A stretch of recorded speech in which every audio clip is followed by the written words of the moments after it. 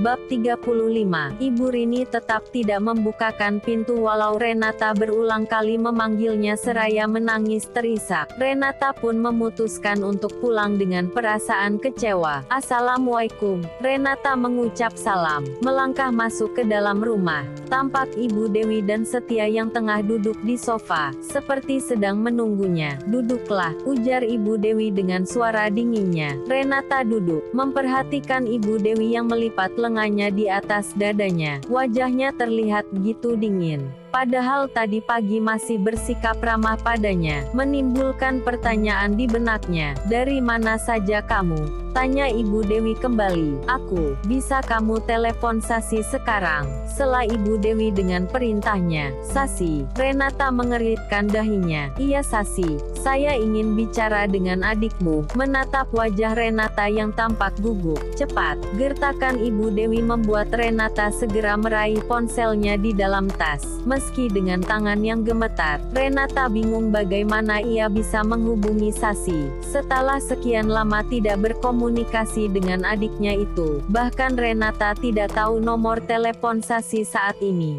"Kenapa diam saja?" tegur Ibu Dewi, melihat Renata yang hanya diam mematung.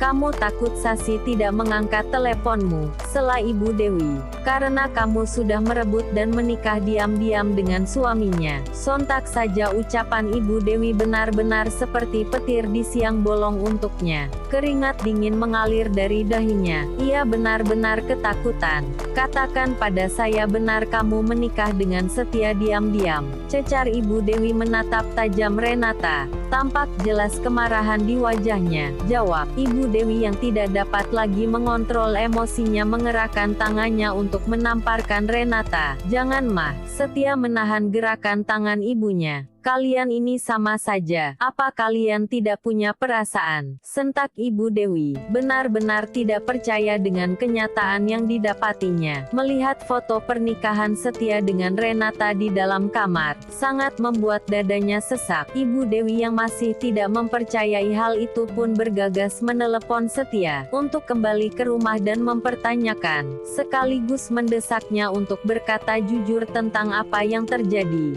Tak disangka, Setia justru mengatakan pernikahannya dengan Sasi sudah berakhir, dan sudah menikahi Renata diam-diam. Sontak saja membuat sang ibu murka. "Setia, di mana hati nuranimu? Sasi itu wanita yang baik. Kenapa kamu mengkhianatinya?" ujar Ibu Dewi menatap sang ibu dengan penuh kecewa. "Mama tidak pernah mengajarkanmu menjadi pria yang buruk. Dan kamu?" Pandangan penuh amarah itu kini beralih pada Renata. "Di mana perasaanmu sampai tega mengkhianati adikmu sendiri? Kamu benar-benar wanita murahan," maki Ibu Dewi. Setia hanya diam mematung, dan Renata hanya menangis terisak. "Mama tidak mau tinggal dengan orang-orang menjijikan seperti kalian." Ibu Dewi yang kesal pun melangkah ke lantai 2. Ia bergegas mengemasi pakaiannya, dan memilih meninggalkan rumah tersebut.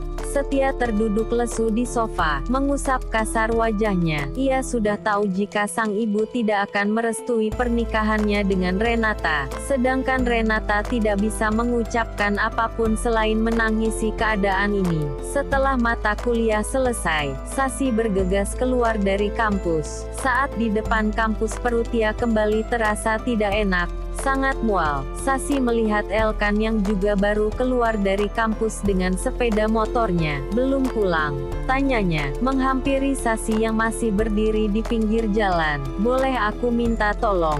tanyanya, ragu. "Kenapa tidak? Kamu selalu merepotkanku." Sasi tersenyum simpul. "Boleh aku menumpang? Perutku tidak enak." "Naiklah." Sasi kembali tersenyum, mulai tidak merasa Elkanlah pria yang pantas dimintai tolong untuknya saat ini. Sasi sudah duduk di belakang punggung Elkan, namun pria itu tidak juga melajukan sepeda motornya. "Ada apa?" tanya Sasi, melirik Elkan yang fokus menatap kaca spionnya. Pengangan yang erat. "Apa?" Elkan melingkarkan tangan Sasi pada pinggangnya. Ia bergegas melajukan sepeda motornya dengan kecepatan tinggi. "Elkan, ada apa?" tanyanya, setengah berteriak, merasa jika Elkan sedang dikejar-kejar seseorang. Elkan tidak menjawab. Sasi yang penasaran pun menoleh ke arah belakang. Tampak beberapa orang dengan tubuh tegap mengejar Elkan dengan sepeda motornya. Sasi yang mengerti, semakin mengeratkan tangannya di pinggang Elkan. Walau benaknya dipenuhi pertanyaan, siapa sekelompok orang yang tengah mengejar Elkan saat ini? Elkan terus melajukan motornya dengan kecepatan tinggi, sampai ia bisa mengelabuhi mereka, dan mendapatkan tempat untuk bersembunyi.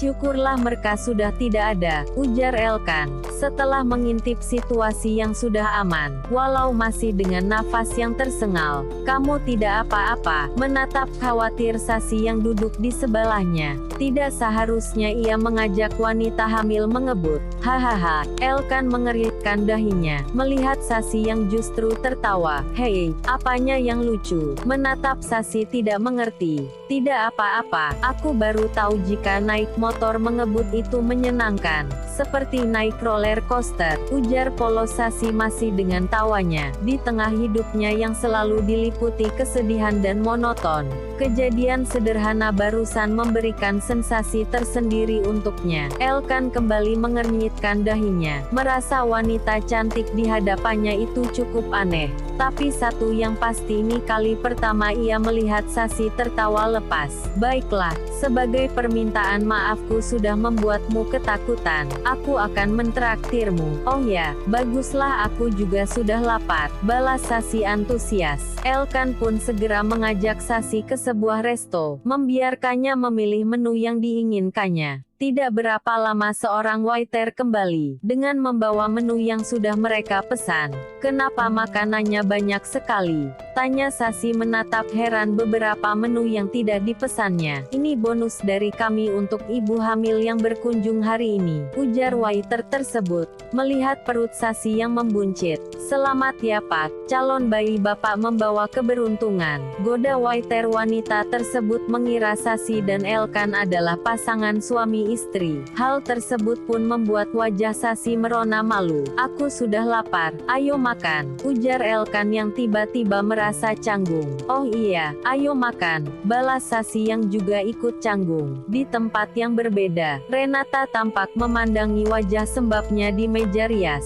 Pasca Ibu Setia tahu tentang pernikahannya diam-diamnya, namun Setia tak memberikan tanggapan apapun. Sama sepertinya Setia pun tampak risau, dan tidak berusaha menenangkannya. Renata yang merasa perutnya sudah tidak enak sejak pagi pun memutuskan untuk kembali memeriksa dirinya. Ia pun bergegas pergi menuju rumah sakit siang itu. Ibu Renata, silakan duduk, ujar seorang dokter wanita setelah memeriksa keadaannya. Renata pun duduk di hadapan meja kerja sang dokter. Sama seperti yang pernah saya katakan, keadaan Ibu Renata semakin tidak baik. Saya menyarankan untuk segera melakukan operasi pengangkatan rahim, jelas sang dokter. Renata kembali dibuat kecewa dengan ucapan sang dokter. Keadaannya justru semakin memburuk. Tapi saya tidak ingin rahim saya diangkat dok. Apa tidak akan cara lain? Tidak ada. Tumor itu tumbuh di sekitar rahim ibu. Jadi hanya itu cara yang bisa saya sarankan. Renata menghela nafas dalam, menahan air matanya yang siap terjatuh. Tidak ingin rahimnya diangkat, dan dia benar-benar tidak bisa hamil.